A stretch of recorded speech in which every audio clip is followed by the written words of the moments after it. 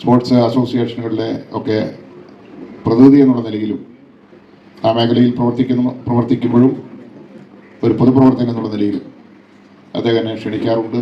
ഇപ്പോൾ ഒരു ജനപ്രതിനിധി എന്നുള്ള നിലയിൽ രണ്ടാമത് പരിപാടിയാണ് ഇവിടെ ഞാൻ പങ്കെടുക്കുന്നത്. ഈ കുടുംബത്തിൻ്റെ ഭാഗമായി തന്നെ ഈ നന്മയെ ഞാൻ ഹൃദയത്തോട് ചേർത്ത് വയ്ക്കുവാൻ താല്പര്യപ്പെടുകയാണ്.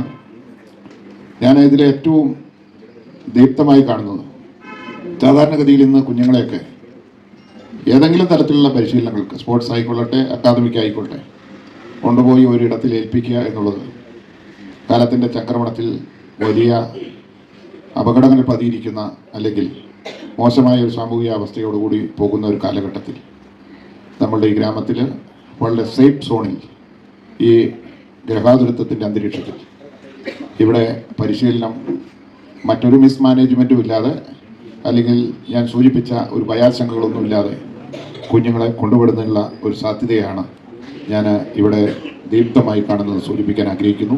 മൂന്നാമത് പൂള് ഒളിമ്പിക് ലെവലിൽ തന്നെ അതിനുള്ള സാഹചര്യം സംജാതമാകുമ്പോൾ ഈ നാടിൻ്റെ യശസ് കൂടുതൽ ഉയരും. അതിലപ്പുറമായിട്ടുള്ള രീതിയിൽ ദേശീയ തലത്തിലുള്ള താരങ്ങളെല്ലാം മറ്റ് മീറ്റുകളെല്ലാം ഇവിടെ സംഘടിപ്പിക്കുന്നതിനുള്ള സാധ്യതകളാണ് കടന്നു വരുന്നത്. അദ്ദേഹം ഈ പൂള് ഇത് മറ്റൊരു ഇടത്ത് ക്രമീകരിക്കുന്നതിന് വേണ്ടിയിട്ടുള്ള സ്ഥലവും സാഹചര്യവും എല്ലാം കഴിഞ്ഞ 6-8 മാസങ്ങളായി അന്വേഷിച്ചു. 1-2 സ്ഥലങ്ങൾ ഏകദേശം അദ്ദേഹം ഫിക്സ് ചെയ്തു. ആ സാഹചര്യത്തിൽ പോലും അദ്ദേഹം ഞാനുമായി സംസാരിക്കുകയുണ്ടായി.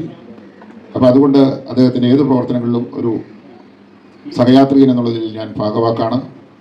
തീർച്ചയായും ഈ പൂള് ഇവിടെ തന്നെ വരണമെന്നുള്ളതാണ് ദൈവേഷ്ടം. അത് നിങ്ങളുടെ നാടിൻ്റെ ഒരു കരുത്തും നന്മയുമായി കാണുവാൻ ആഗ്രഹിക്കുന്നു. ഒരു പറ്റം ആളുകൾ ഇതുമായി ബന്ധപ്പെട്ടിട്ട് നല്ല രീതിയിൽ ഇതിന് പ്രചോദനം നൽകുന്നുണ്ട്. പ്രിയപ്പെട്ടവരായ നാട്ടുകാർ, സനൽ സാർ ഉൾപ്പെടെയുള്ളവർ. അപ്പോൾ അതും ഒരു മാതൃകയായി കാണേണ്ടതാണ്.